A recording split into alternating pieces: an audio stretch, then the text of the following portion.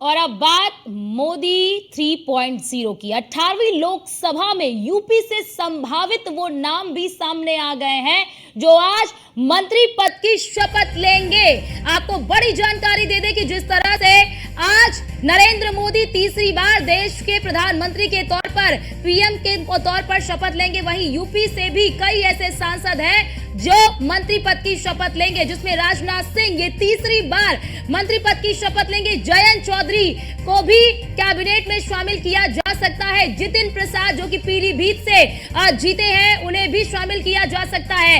SP Singh Baghel Modi 2.0 में भी केंद्रीय राज्य मंत्री थे और मोदी 3.0 में भी जो मंत्री कैबिनेट मंत्री होगा उसमें भी इन्हें शामिल किया जा सकता है। पंकज चौधरी की बात कर ले, अनुप्रिया पटेल की बात कर ले, बीएल वर्मा, कमलेश पासवान, ये वो नाम है जिन्हें संभावित है, ये वो नाम जिन्हें शामिल किया जा सकता है मोदी मंत्रिमंडल में। ये तस्वीर आप देख सकते हैं, ये तैयारी की तस्वीर है। शाम 7:15 पर शपथ ग्रहण समारोह शुरू होगा और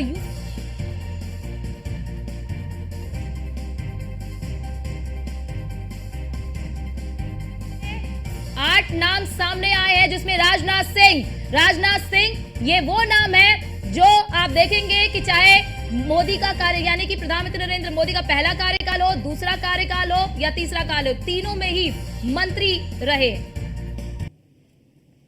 और अब आपको ये दिखा रहा है कि मोदी 3.0 के मुख्य चेहरे जितिन प्रसाद 2004 में शाहजहांपुर से सांसद बने, इस्पात राज्य मंत्री रहे, कांग्रेस के भी एक दिग्गज नेता माने जाते थे, लेकिन फिर कांग्रेस छोड़कर ये बीजेपी में शामिल हुए और उसके बाद 2009 में जरा देखिए धौरहरा से इन्होंने चुनाव जीता था, यानी कि 2009 में धौरहरा से चुनाव जीता। यानी कि जितिन प्रसाद का जब आप देखेंगे तो वो लगातार अपना क्षेत्र बदल कर वो चुनाव लड़ते रहे। यूपी कैबिनेट में पीडब्ल्यूडी जैसा अहम मंत्रालय इन्हें दिया गया। जब ये बीजेपी में शामिल हुए तो बीजेपी में शामिल करने के बाद इन्हें एक बड़ा और मुख्य और अहम मंत्रालय पीडब्ल्यूडी मंत्रालय दिया गया।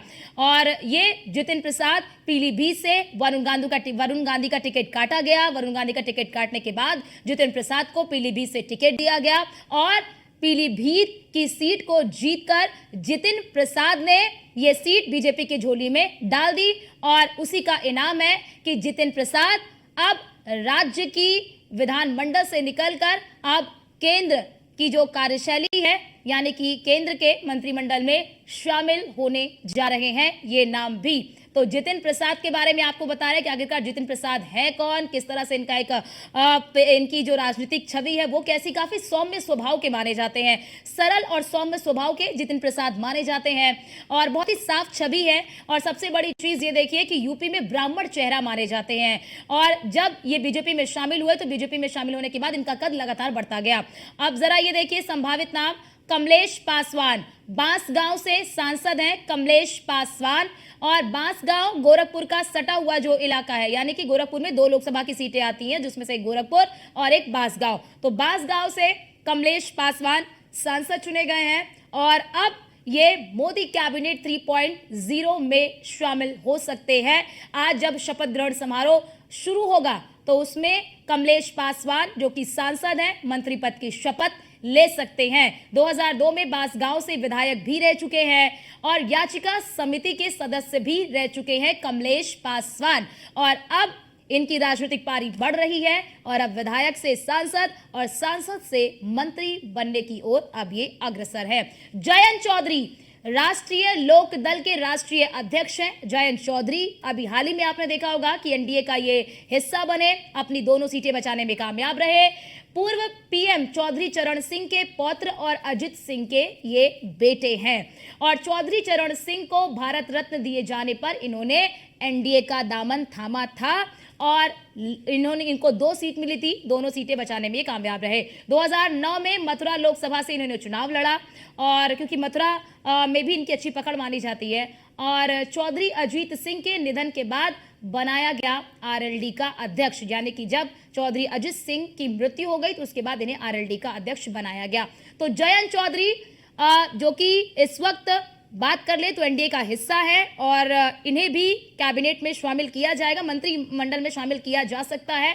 बड़ी बात कि ये वर्तमान समय में राज्यसभा से सांसद है।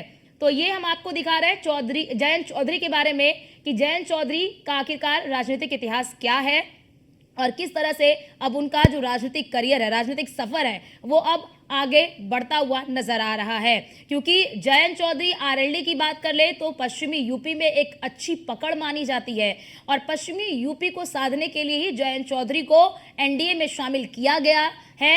और फिलहाल अगर आप नतीजे देखेंगे, जो परिणाम यूपी में आए फिलहाल उस तरह के नहीं आए हैं जिस तरीके के आने चाहिए थे। जयंत चौधरी को जब एनडीए का हिस्सा बनाया गया तो ये बहुत संभावना जताई जा रही थी कि बीजेपी के लिए जो मुश्किलें खड़ी हो रही हैं पश्चिमी यूपी में, शायद उन मुश्किलों से पार पाया जा सके। अब पंकज चौधरी के बारे में जरा देखिए। महाराजगंज से नवनिर्वाचित सांसद है, बीजेपी से 6 बार सांसद हैं पंकज चौधरी। अब देखिए 6 बार सांसद हैं और अब उनको फल मिलता हुआ नजर आ रहा है।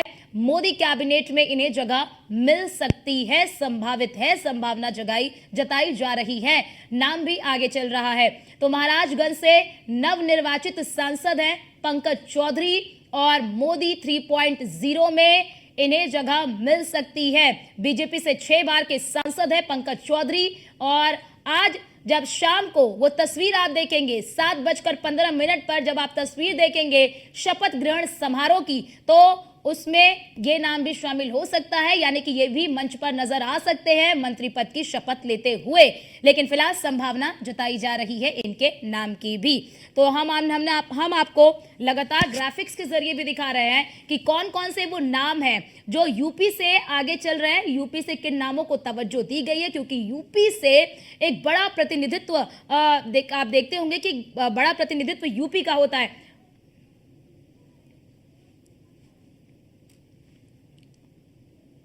और हमारे साथ हमारे 2 संवाददाता जुड़ चुके हैं। कृष्णा त्यागी हमारे साथ आगरा से जुड़ चुके हैं और मनीष मिश्रा भी हमारे साथ जुड़ चुके हैं। लेकिन पहले कृष्णा त्यागी का रुख कर लूंगी। कृष्णा, बात कर ले आगरा की, तो एसपी सिंह बघेल दोबारा से कह लीजिए कि फिर से एक बार मोदी कैबिनेट में शामिल होने जा रहे हैं। किस तरह का हर्षोल्लास आप देख रहे हैं आगरा वासियों में? बिल्कुल अर्चना, हम बता दें कि आप देख सकते हैं केंद्रीय मंत्री एसपी सिंह बघेल का जो आवास है उस आवास के बिल्कुल बाहर खड़े हैं। आप तस्वीर देखेंगे तो केंद्रीय मंत्री एसपी सिंह बघेल का ये आवास है जहां पर हम खड़े हैं। आप तस्वीरों में देखेंगे जिस तरह से जो तैयारी की जा रही है, तैयारी को देखकर आप खुद अंदाज लगा सकते हैं कि किस प्रकार जो यहाँ पर तैयारी की जा रही है।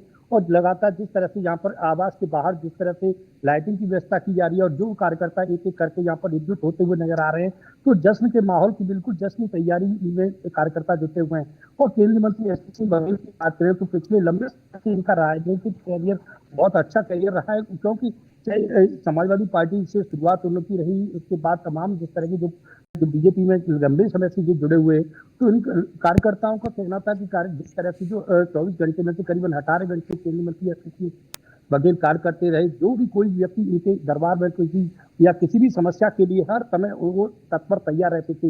यही कारण है कि केंद्रीय मंत्री एसपी सिंह बघेल को जनता ने फिर आशीर्वाद दिया और फिर लंबी जीत दिलाई।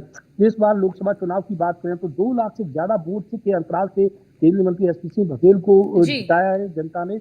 और यही कारण है कि आज जो संभावित चेहरों में केंद्रीय मंत्री एसपी सिंह बघेल का मोदी कैबिनेट में फिर से नाम की संभावित चेहरा बताया गया है। तो राजनीतिक कैरियर की बात करें तो केंद्रीय मंत्री एसपी सिंह बघेल का जो काफी लंबा राजनीतिक कैरियर, काफी लंबा अनुभव रहा, यही कारण है कि मोदी कैबिनेट लगातार उन पर विश्वास जताते हुए नजर आ रहा है। आपके पीछे कुछ लोग भी खड़े हैं, जरा उन लोगों से भी बातचीत करिए कि एसपी सिंह बघेल को दोबारा मोदी मंत्रिमंडल में शामिल किया जा रहा है, किस तरह से वो उसे देखते हैं, किस तरह की आकांक्षाएं, अपेक्षाएं एसपी सिंह बघेल से लोगों की बढ़ जाती हैं?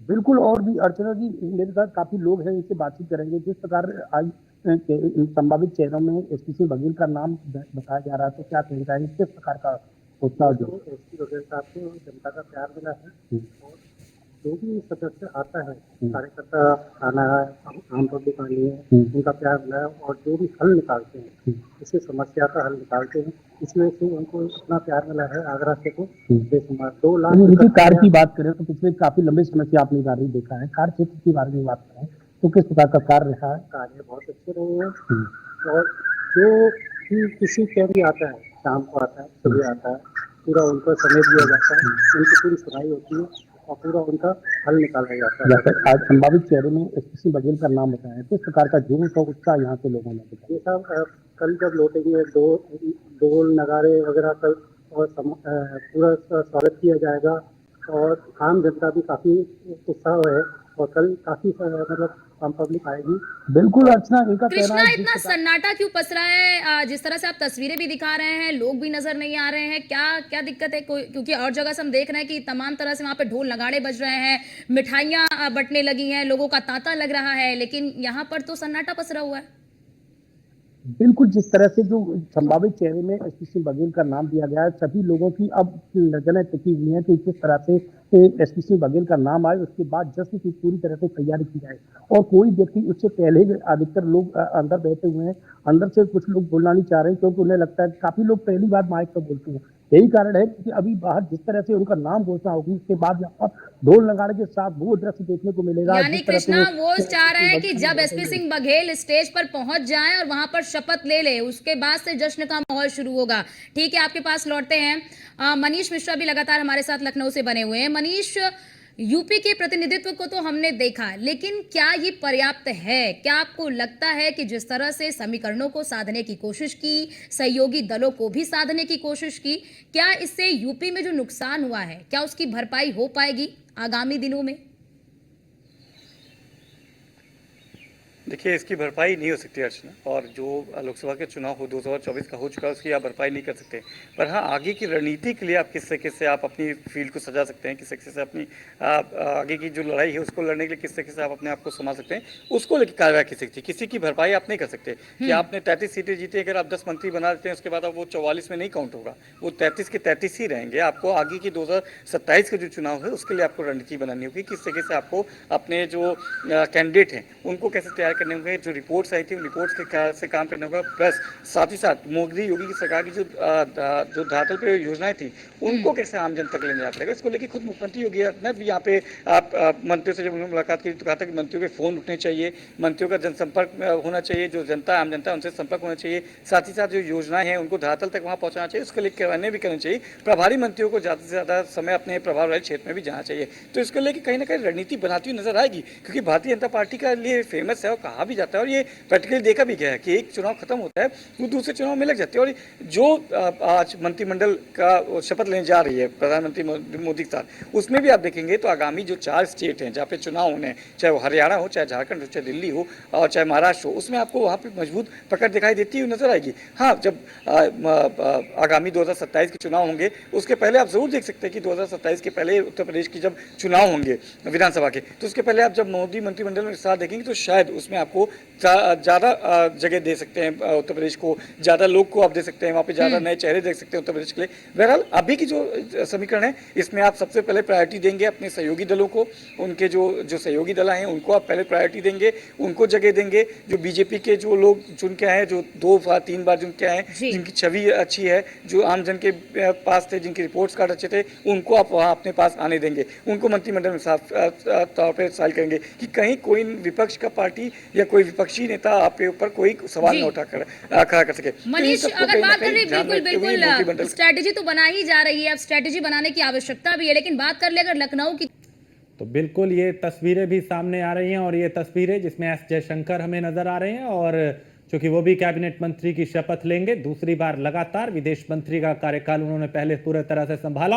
अभी हमारे साथ कृष्णा त्यागी हैं आगरा से, मनीष मिश्रा है लखनऊ से, कादिर अंसारी हैं गोंडा से, देवेंद्र प्रमुख हैं बीजेपी प्रवक्ता, और कई मेहमान अभी और हमारे साथ जुड़ेंगे। लेकिन सबसे पहले बात करते हैं कृष्णा आपसे, चूंकि इस चुनाव में एसपी सिंह बघेल आगरा से जीते और एक बार फिर उनको कैबिनेट में जगह मिल रही है, आगरा वासी कितने उत्साहित?